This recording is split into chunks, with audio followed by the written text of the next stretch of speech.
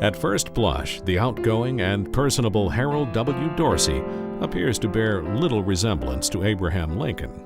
Yet the two men share a common birthplace. Each was born in a log structure on an isolated Kentucky farm, and both have walked the halls of Congress advocating causes they held dear. Most significant, both sought to heal and bring comfort to those who were grieving. Harold Dorsey, born on New Year's Eve 1916, was the son of Earl and Angie Dorsey, a farming couple in Shelby County. He received his elementary and middle grade education in a one-room school before moving on to a larger two-room high school.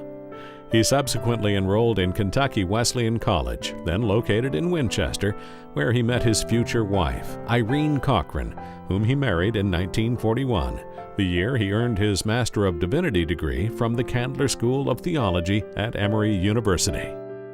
Harold and Irene Dorsey embarked on a 45-year career in ministry that would take the couple to churches across the Kentucky conferences, from Owenton and Eminence to Irvin and Nicholasville, and from Pikeville and Prestonsburg to Ashland.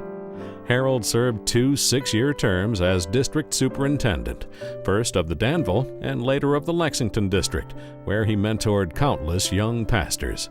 On 2 occasions, he was named a delegate to the World Methodist Council.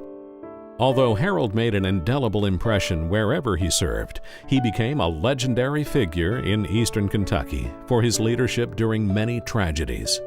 When floodwaters ravaged Floyd County in 1957, Harold directed Red Cross relief activities. For 72 hours, he toiled, barely without rest, giving spiritual and temporal help wherever needed. 1 year later, when a school bus careened into the flooded Big Sandy River, he again provided physical and spiritual assistance during the long, sad period of recovering the bodies of the young victims.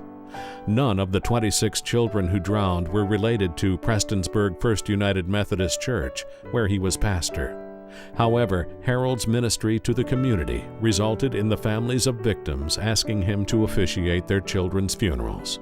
The Reverend Dr. Raymond Gibson, his friend of half a century, has observed Dorsey's pastoral ministry at the time of the bus tragedy was one of supreme compassion to all, and is still discussed 50 years later throughout the region.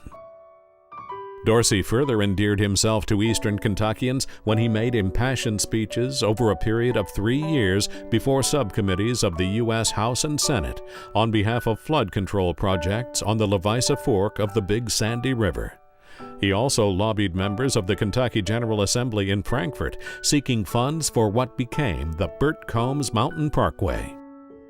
Among Brother Dorsey's lifelong joys has been his association with Kentucky Wesleyan College, where he served for 15 years on the Board of Trustees. Now, as an emeritus trustee, he continues to attend meetings. Dr. Cheryl King, president of Kentucky Wesleyan, declares, regardless of the college function or activity, he serves as our moral and spiritual compass. In the face of the tragic death of his only son, Cochran, at age 20, and the loss of his beloved Irene after 60 years of marriage, Harold has demonstrated an unshakable faith in his Lord.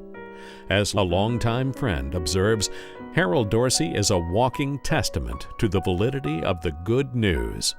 Into his 9th decade, he walks an upright man, hand in hand with his Creator.